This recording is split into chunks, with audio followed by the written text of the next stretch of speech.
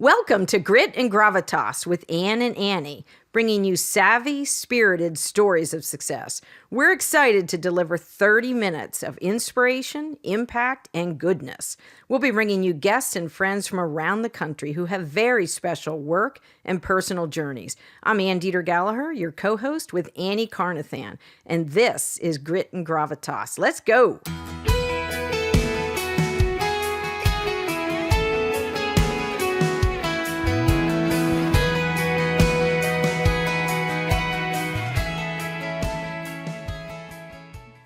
Annie Carnathan, what an amazing day in the Grit and Gravitas studio.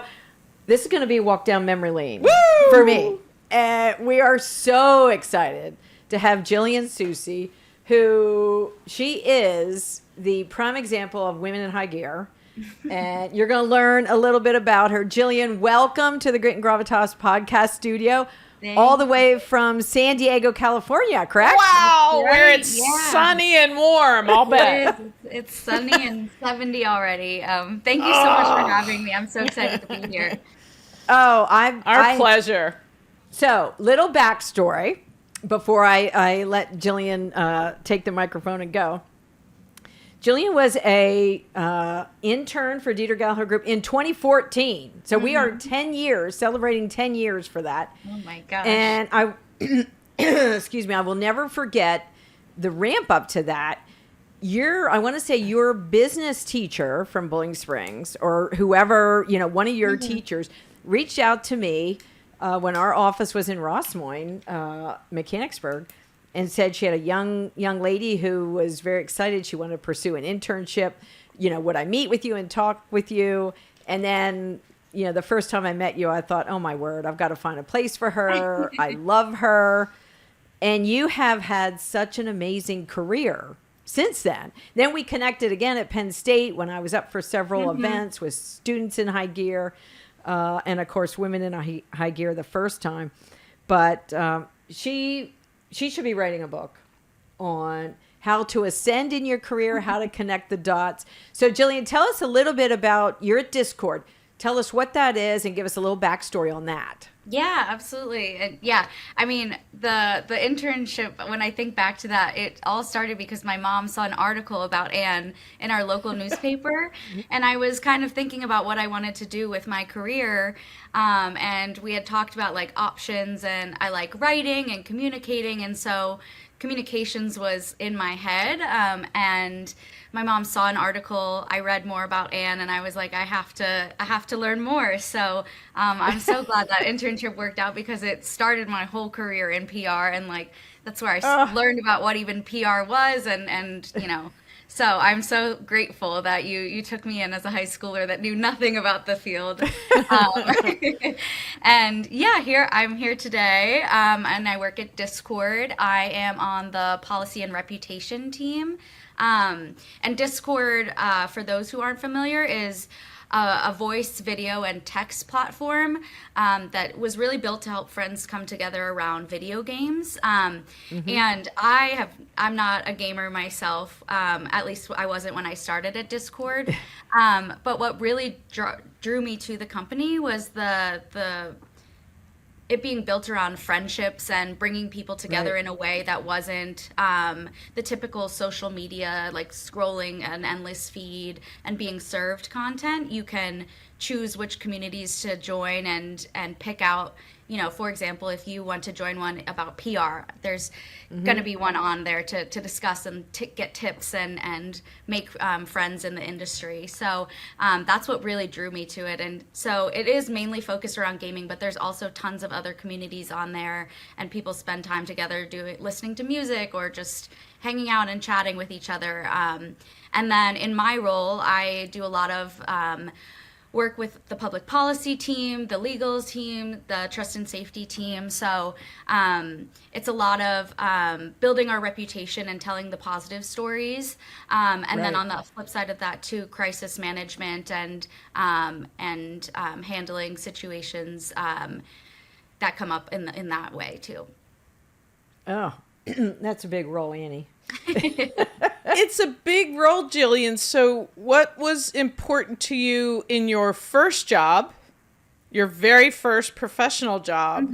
And then what were the steps that you moved on, and obviously from central Pennsylvania to San Diego, California? Yeah. So I started out my career in the United States Senate, working for a senator, and that was just a crazy experience looking back on it. Like, there's nowhere else. A very big senator. Very big senator. There's you nowhere don't else. do anything small. Yeah, you don't. You just hit the ground. You worked with Thon as well, correct? You were in one of the executive positions with that. So yeah, I volunteered for Thon and then was an executive director of homecoming at Penn State. Yeah. So I think all of those, of course I learned something from every one of those experiences, and learned, I think, really just like how to work with people, how to like find what you're good at and then chase after that. And I think that's... But wait, I love that. That's a business vitamin. That's a business Find vitamin. what you're good at and chase after that. That's great, because a lot of people wait for someone to make offers to them or open doors for them. But I mean, beginning with Dieter Gallagher Group, you found opportunities, made the ask, and I love that. Chase after it. But what gave you the courage to do that, Jillian? Was it a single focus? Was it a thirst for learning? Was it, this is great, but that's this, right? How do you find that in your inner self to keep taking those risks? Yeah, I think it was just being willing to try. I mean, there's a lot of times I haven't gotten these opportunities, right? Like, I think before I ended up in the Senate, I must have applied for 30, 40 internships. Wow. I didn't hear back. I got rejection. Like, it was like timing, luck, and continuing to try and having skills to line up with the experience as well. But I think just being willing to put yourself out there is half the battle.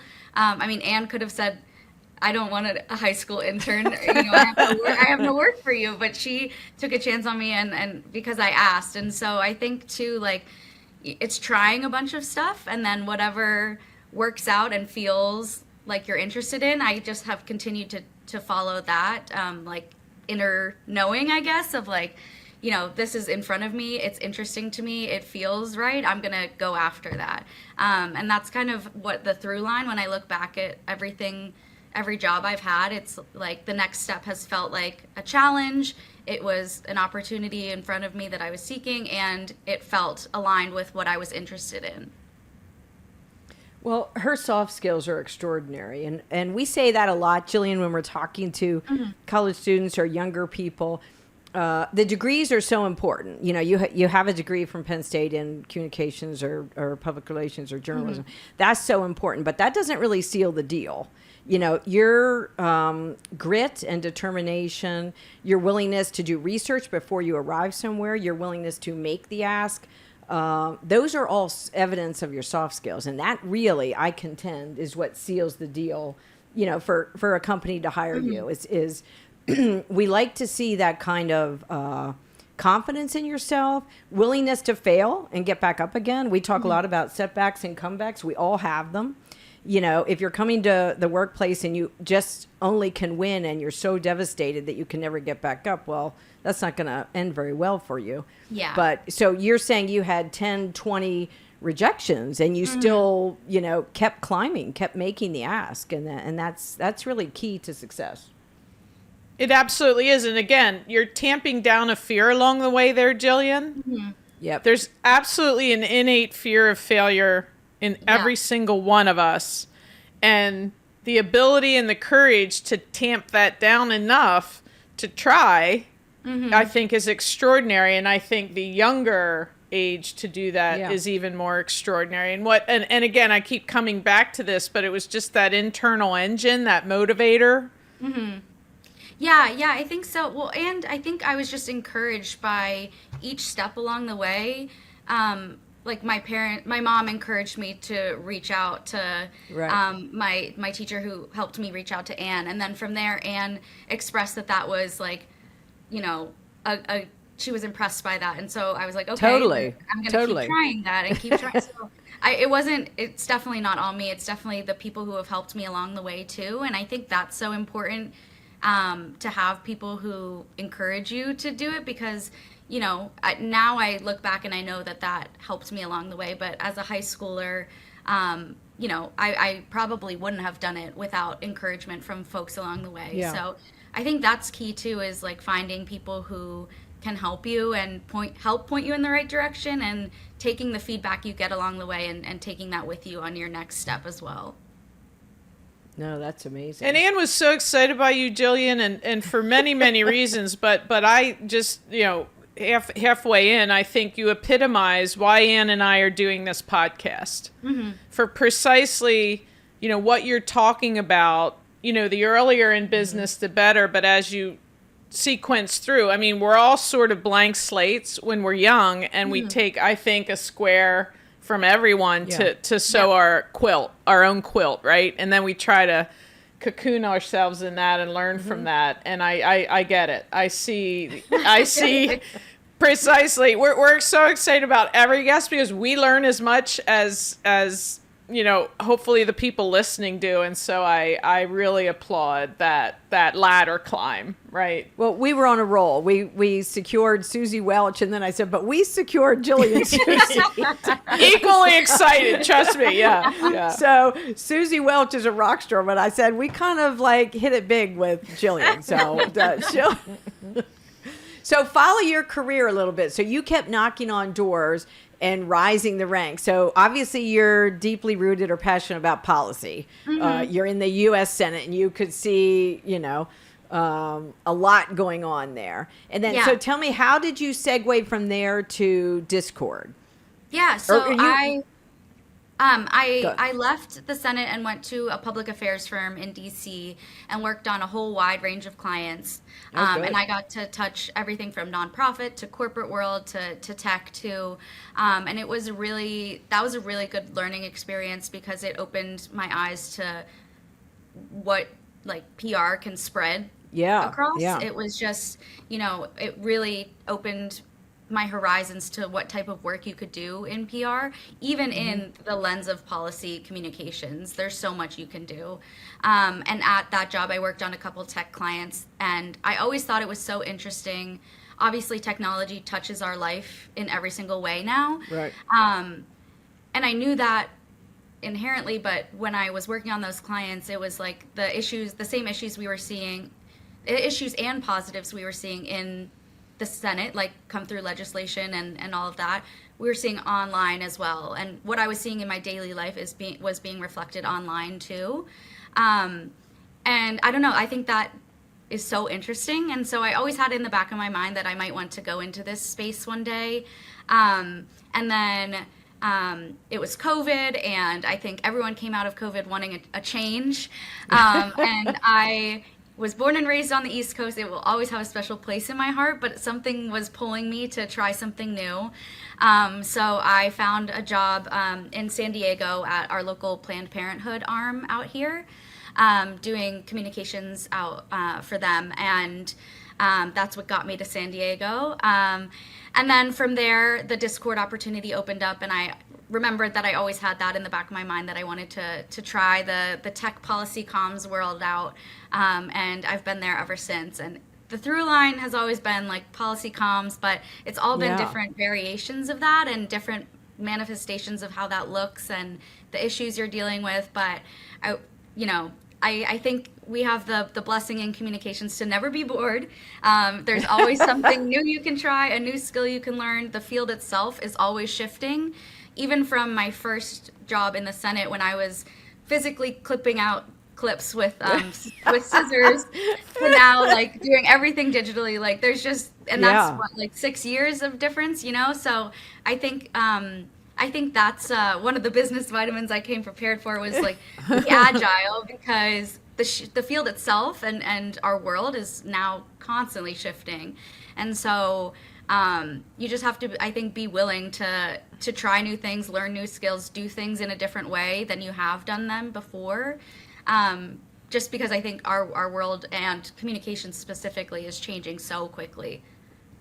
Well, I think especially for us in PR, if you can master language and you're an inherent storyteller, and I know that you are, the channels are going to change. It's Yeah. Discord for you today. Discord. It might be something, in the early days it was Twitter or X now for us. And now there's every new channel with technology. But if you master the ability to tell the story, and we say, whoever tells the story writes history. And that's the value of being able to understand a message and get it out to your audiences on being agile enough to learn new channels. I'm above the age of a lot of these, but you still have to understand who's using them. Where's the target audience I'm trying to reach, and how can I tell the story that's meaningful to them and get them to act, or to respond in the way that we want them to. What I love, Jillian, about what you're doing, and maybe it's part policy, is this charter for a better place to hang out. Tell us a little bit about that with Discord. Oh yeah, the teen charter. And so Yes. that was a really cool project that we worked on. And so one of the core philosophies Discord has is, our user base does have younger users. Everyone has to be 13 to sign up for Discord, but a lot of our user base is younger. And as we looked at a lot of platforms that came before us, a lot of them were super punitive. And, if you make a mistake, you're kicked off the platform, or, Okay. you don't. I think the educational philosophy that Discord has is that if you are trying to learn and grow as a teenager, we are going to try to help you learn to become a better digital citizen. Great. And so that looks like, in practice, say you say something that may be perceived as bullying, and our strike system, our warning system, will, take the appropriate action on your account. And so that's very different from, if you're doing the worst of the worst, you're kicked off our platform immediately. But what we try to do is, for the lower harm violations, give people resources. Hey, you did this. Here's why, that's not allowed on our platform. Here's where you can read more. And here's the consequence. Maybe it's you can't send a message for a day while you cool down a little. And so the teen charter, we engaged a couple of teen councils with some of our partners, and really learned what teens want out of a platform. Because I think so often teens are told what to do, they're told how to act, and then that doesn't give them a chance to learn and grow. And so this teen charter was meant to inform us, have the teens tell us what they want in a platform. And of course, we're still going to have our rules and our guidelines of what isn't allowed. But in the confines of that, what do they want? What tools do they want? How do they want to feel on our platform so that they can learn and grow and have fun with their friends? And so, we came out with that teen charter, I think, in the summer. And we plan to iterate on that in the future and use that to inform our policies, what products we build. But I think it was a really cool approach that I haven't seen in a lot of other places of, teens are learning and growing, and how can we help them to do that so that when they get to be adults and are out in the world, they know the rules and the lessons and how to be a good citizen on and offline too. No, I love that. And I love the collaboration where you reached out to the target audience, itself, and brought them in and tried to discern, because I know not all of them are doing this out of, malice. Probably a lot of them don't understand what the perception is of the comment they made, or, however their response in the chat room. Right. So I think that's great that you're willing to educate them along the way and help them make the best use of your platform. I don't see that really often in the other platforms. Yeah, and I think as Ann and I are much further along in our career, I mean, this really primary issue came up at our company a few weeks ago, whereas when we review, the employees review, but the employee is also reviewing the manager.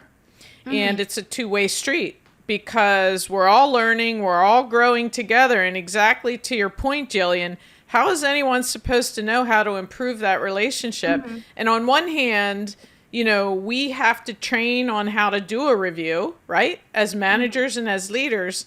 And on the other hand, the employee has to understand that it's mutual as well, in terms of how do you grow, right? How do you learn? And so to your point right now, and even to us much later on, here's how this is appropriate and here's how it isn't. Yeah. This is how it sounds like bullying.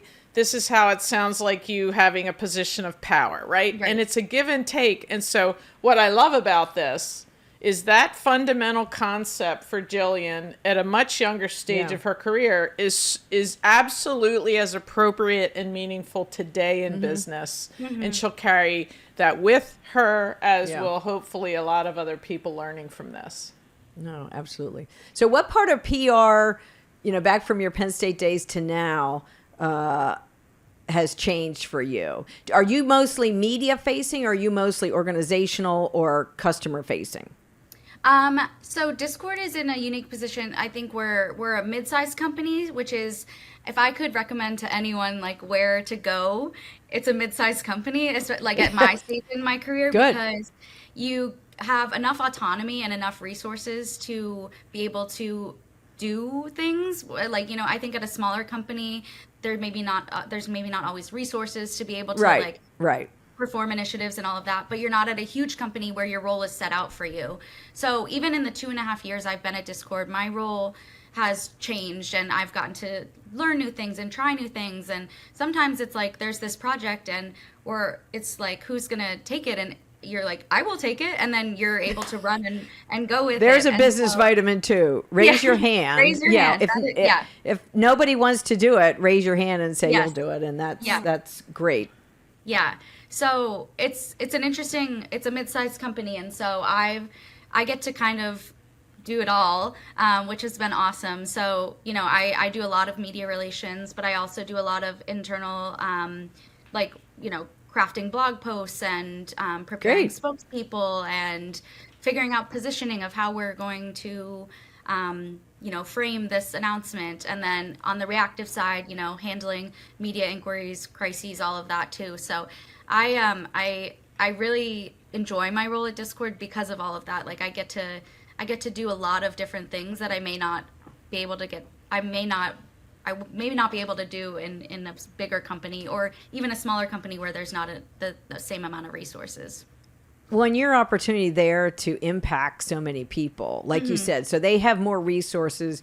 That it might not be one of the biggest social platforms, but you can make a meaningful difference. The fact that you can wear all those hats is only going to be gold for you in the future. Yeah, but probably with your experience in the U.S. Senate, you learned how much weight each of your words or each of that part of the story has, for better or for worse. Whether it's through a media filter or whether it's directly to constituents. That's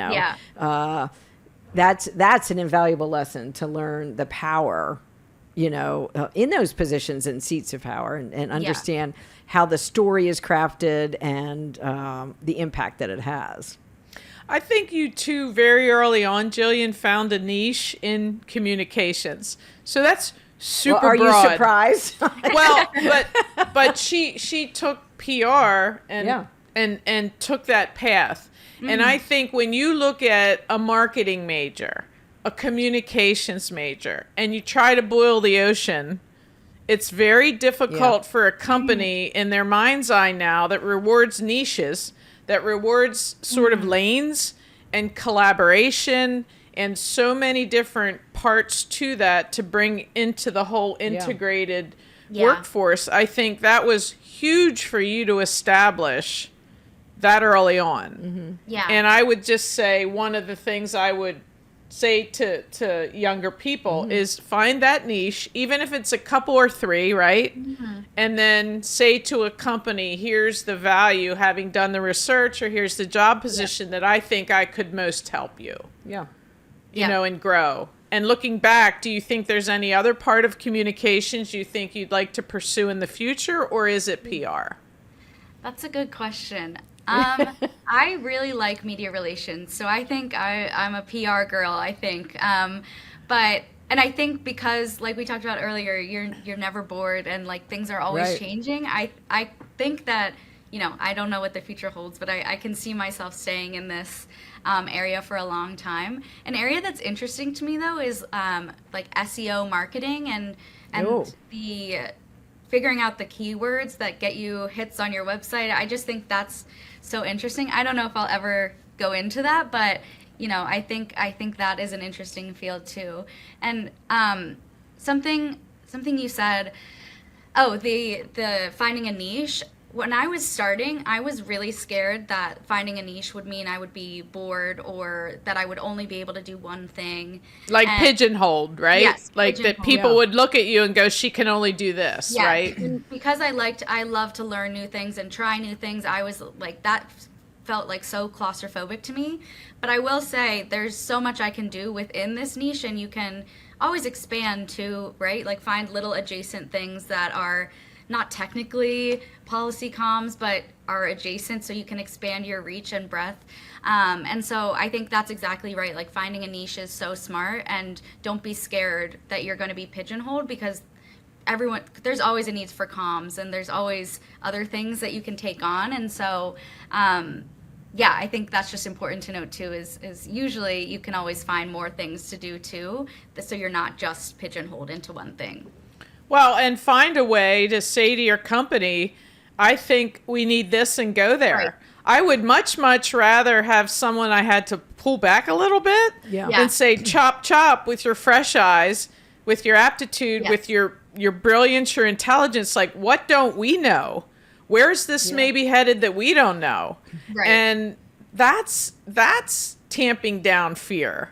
That's raising your hand and going, hey, like, here's the frontier, like, where no one's ever gone before. Yeah. Let's go there. Mm-hmm. Let's do that, right? And so I do think that tamps down fear of maybe not working out or doing something not in your job description, but I think that's how people get promoted. Oh, totally. And recognized and raise your acknowledged. hands, and I'll do it. right. Yeah. Same thing. Yeah. Excuse me. Same thing. And Jillian, media relations is all personal relationships with the reporters, the news directors, whoever's covering the Robots news. and AI aren't going And- to take that over. No. And it's no surprise that That's right. that's a gift of yours, because you're a people person. You have those types you. of skills. And those relationships, I'm sure on the West Coast, like the East Coast, are turning so fast. Yeah. The reporter you worked with this month may be at a Midwest station next week. But your reputation for dependability and being able to provide the source. And when you work with them, they'll know, no doubt, that this was fact checked and this is great, and we're ready to go on air, or we're ready to go publish something.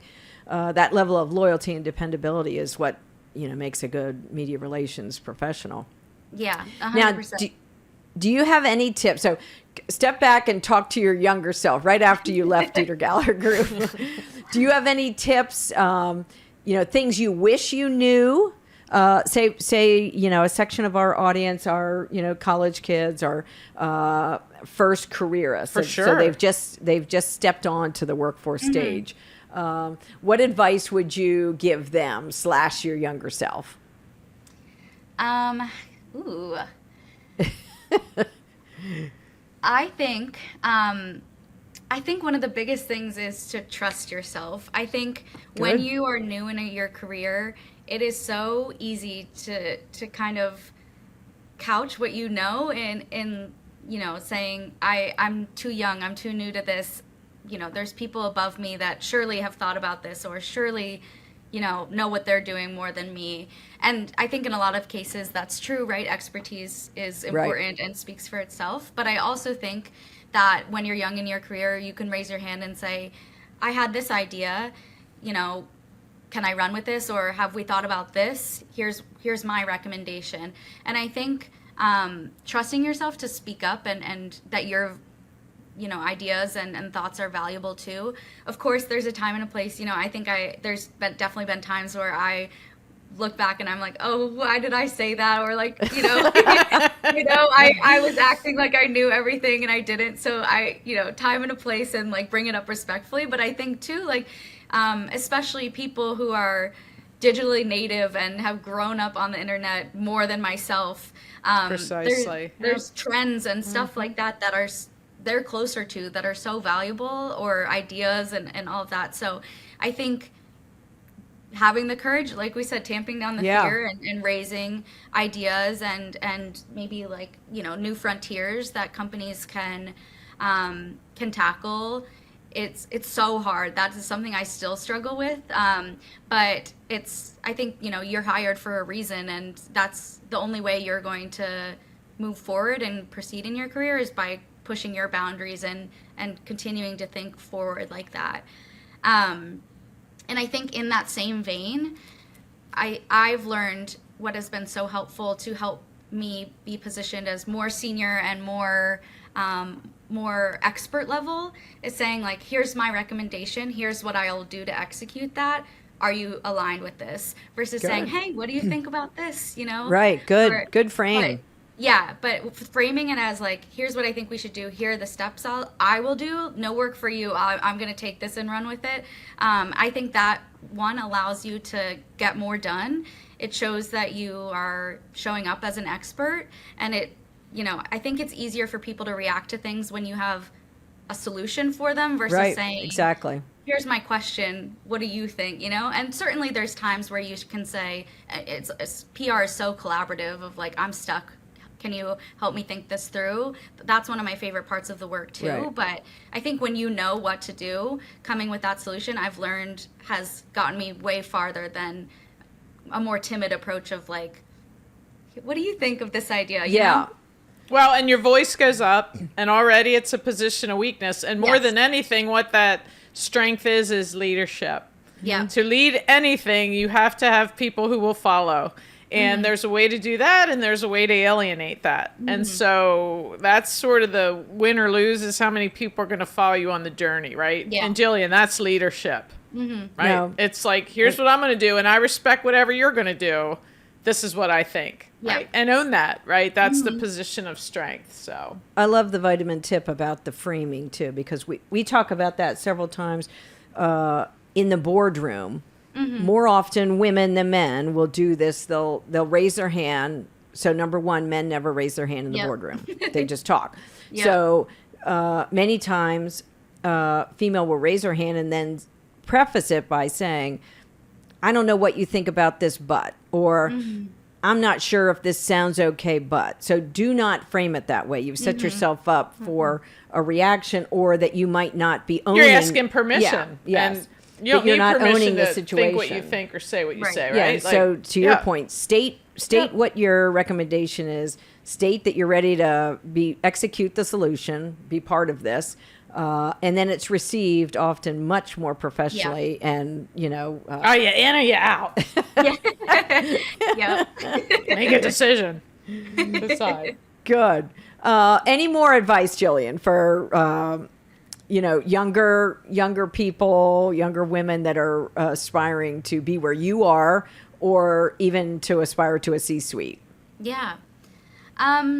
I think the last thing I've been thinking about lately is authenticity in the workplace. Good. I think a lot of times when I look back at some of the positions I had, I think people want to show up professional and want to show up as like they know everything. And I think there's a time and a place for that, right? We just talked about, you have to show up confidently. And I think there's a difference between showing up confident and showing up, or it goes hand in hand, confident and authenticity.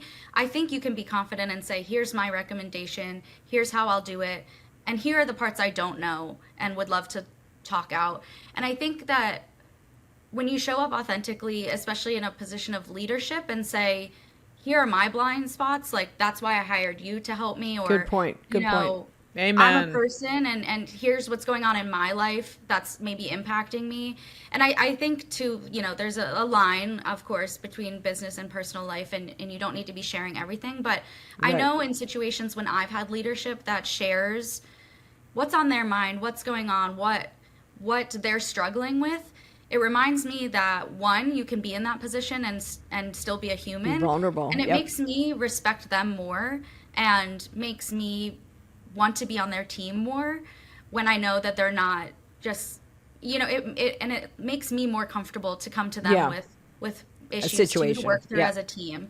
And so I think that's a big part of building a team is authenticity, of course, showing up confident and being able to lead, but also having moments where you are a real person. Are vulnerable. Yes. And because people perceive weakness in vulnerability, right? And that's, But I think, yeah, if you're vulnerable in a way that that is real, people, That's at least right. I respect that more than pretending like everything is okay and like you know everything. And I Right. think when I look at the leaders that I've admired most throughout my career, that's one of the top 3 things that I Yeah, notice great. that I want to follow more. And everyone wants to be needed. Yeah. All right. I Right. think that I mean, example is a generational yes. thing. Yep. You would probably agree. The ones who are least likely to be vulnerable are probably our age. Oh, but and I think I know what I don't know. And if I say to someone, you know a lot more about this, that I'm not self-deprecating. I'm Right. not, I'm just stating you're wicked smart. You're especially wicked smart as a digital native, Jillian, of which I am clearly not. And so you're supposed to know a whole lot more about that than I do. And oh, by the way, I don't think you would be as polished, experienced, fill in the blank with this as I am. And the high level soft skills Yeah. and people skills and those honed Right. over a lot of no's and rejection, and that's just part of it, right? And so I think that's why we can all learn from each other Totally. constantly. And I think once, when you collaborate, we have different like in some situations, there's 5 generations in the workplace, and that's a lot. That's a lot to handle. On one end, you have them texting to their, person in the cubicle or the office next to them. And the other one, wants an in-person 30-minute meeting. So even the methods of communication are a challenge within teams. But I think the desire to understand on both sides what the end goal is and what the deliverable is, and be able, for us to say, Jillian, this this part of the channel is really confounding me, and I don't know what I don't know. And the ability of the younger, extremely competent, digital native is to say, here's how I can get you there, but I'm in a meeting and I need to close this deal. I need your negotiating skills, or I need some advice or whatever. And I think that has really opened up, I believe, post-COVID, that we're all willing to say the dream team. That's the dream team. Good point. I won brownie points today with my friend and partner, Ann, Jillian, because I let us run way over and did not say, oh, hey, just like that, whereas I'm, and Ann says, that's our show. We'll go as long as we want. But you are so delightful that we did run way over. And I'm great with that. Perfect in every way, shape, or form. Is she not? Oh, yeah. And I want to thank our gear? audience, right? Because the pact is 30 minutes. But trust me when I tell you, this is enchanting and worth every single minute over that I didn't even point out. I know. Jillian, we miss you here in PA. I still remember going to your high school graduation at Bowling Springs. Anyway, when you come east again, please stop in. We could do an in-person. It'd be even better. It's the only thing that could make this better. Yes. Right. All right. We are so... We are so thankful you shared time with us. We can't compete with San Diego's weather, but we do have, we do have benefits here in PA. Yes. So congrats to you. Good luck at Discord, and we hope to connect again soon. Go Penn State. Go Penn State. Yeah. Thank you so much for having me. Thank you. Have a good day. Take care. You too. Bye. Thanks for listening. It's our desire that these stories will bring energy, ideas, and fresh thinking that you can use today. Subscribe to our podcast and follow us on Instagram, and have a high gear day.